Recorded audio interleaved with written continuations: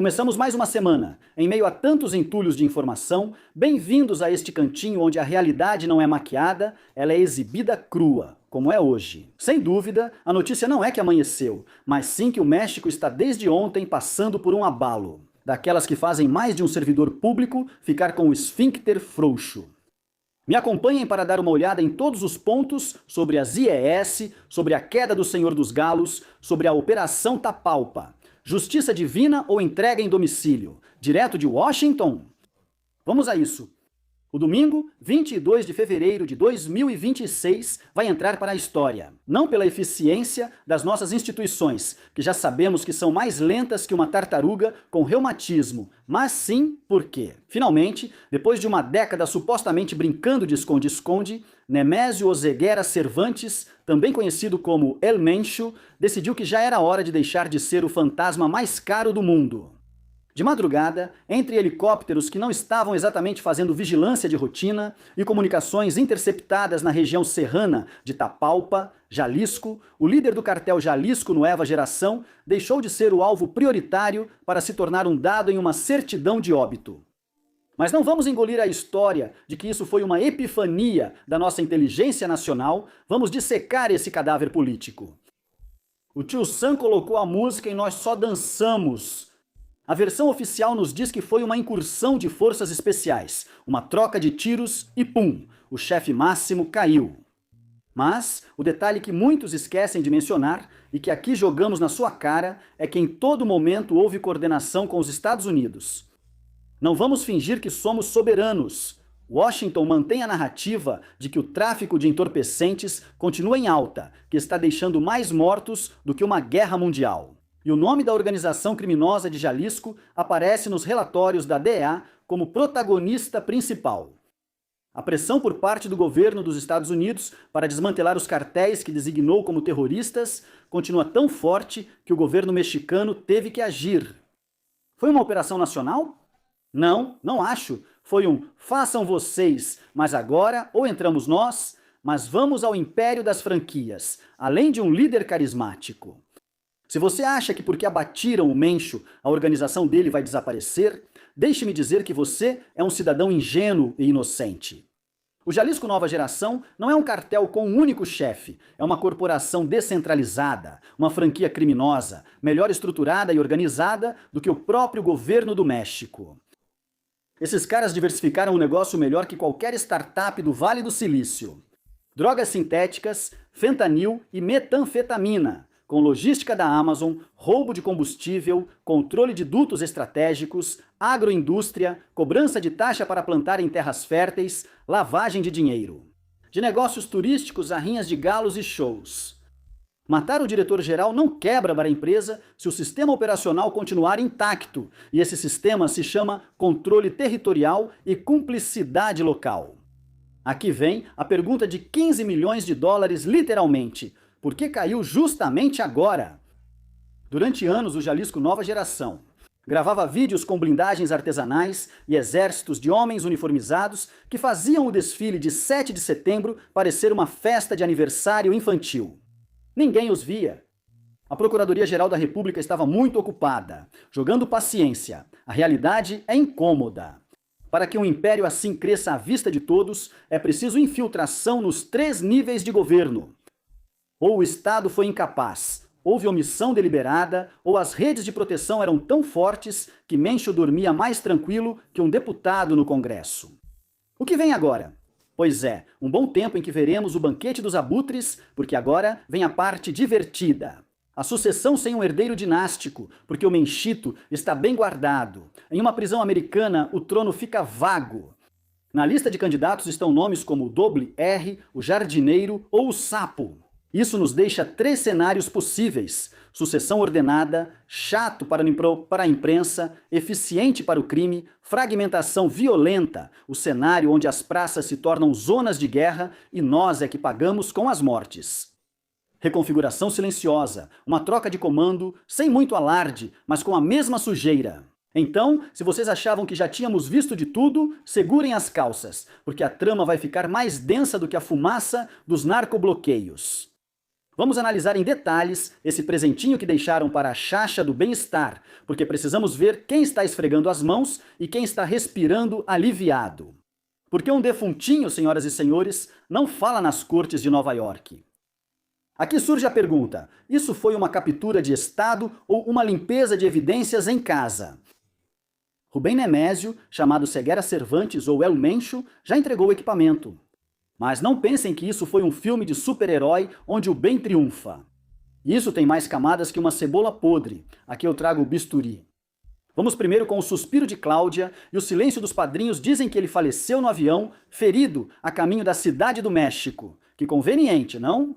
Um morto não pode ser extraditado, não pode sentar diante de um juiz americano e, acima de tudo, não pode abrir a boca sobre quem o protegeu. Desde que apareceu no cartel principal dos maiores chefões que o México já deu ao mundo, assim como aqueles que continuavam sendo seus cúmplices, sentados nas mais altas esferas do poder no governo morenista.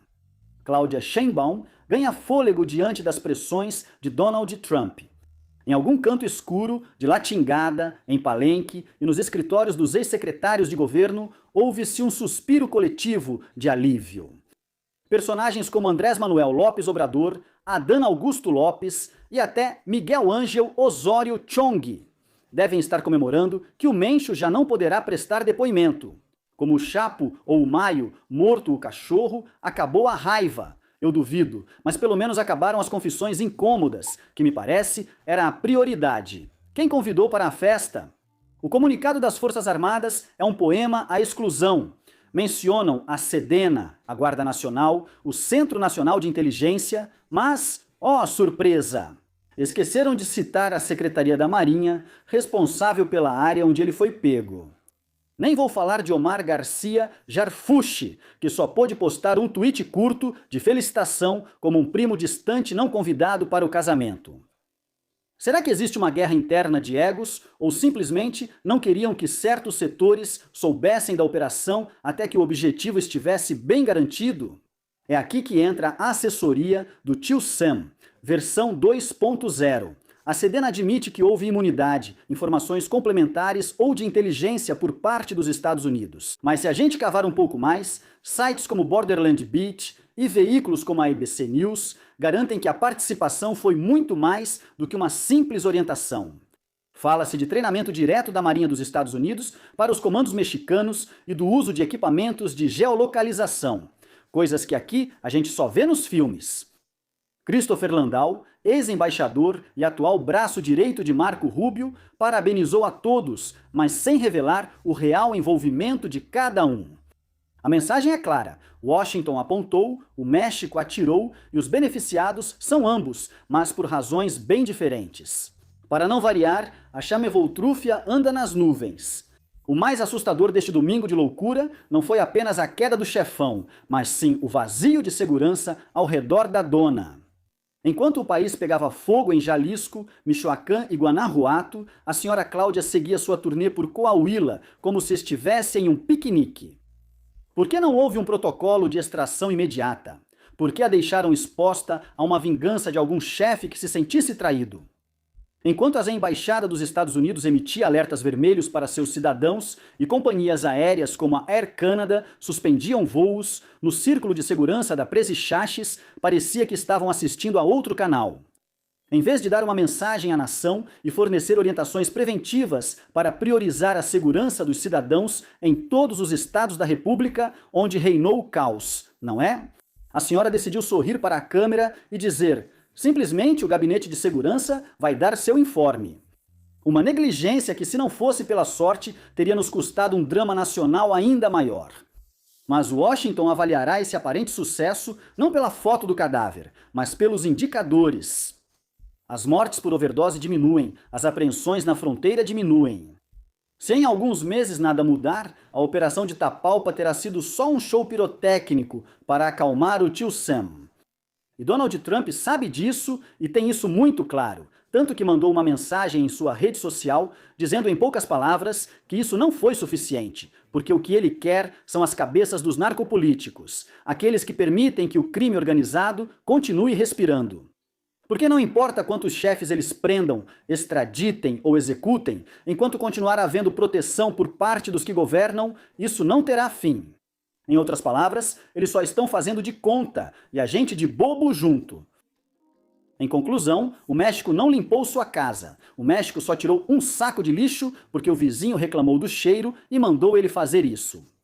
A verdadeira prova não está em quantos tiros foram disparados em Jalisco, mas sim em quantas contas bancárias vão ser congeladas e quantos políticos vão acabar atrás das grades. Porque os criminosos não prosperam sozinhos, eles prosperam onde a lei é vendida para quem paga mais. E é justamente isso que eu duvido que vá acontecer. Cláudia Sheinbaum não está disposta a entregar cabeças de peixes grandes, porque ela sabe que a dela mesma, assim como a do seu chefe, o velho Patas Meadas, está em risco. Enfim, querido público culto e conhecedor, hoje o México amanheceu com um chefão a menos e 40% do território em disputa pelo vazio de poder. A presinepta está contente, Trump está feliz e os antigos protetores estão tranquilos, porque o arquivo morto, bem, já está morto. Não se deixem enganar pelo brilho das medalhas. O golpe desse monstro está apenas começando e estaremos aqui para contar com a mesma acidez de sempre, então não se empolguem muito com a manchete. Amanhã vai ter outro nome, outro logo, mas a mesma lama. Eu disse e continuo dizendo. A gente se vê quando a realidade bater de novo. Leio vocês nos comentários. Comentários. Lembre-se que você pode fazer suas doações via PayPal. Encontre as informações respectivas na caixa de comentários. Graças a você, este canal está ativo. É essencial se inscrever, curtir e ativar o sininho para receber notificações de novos conteúdos. Obrigado!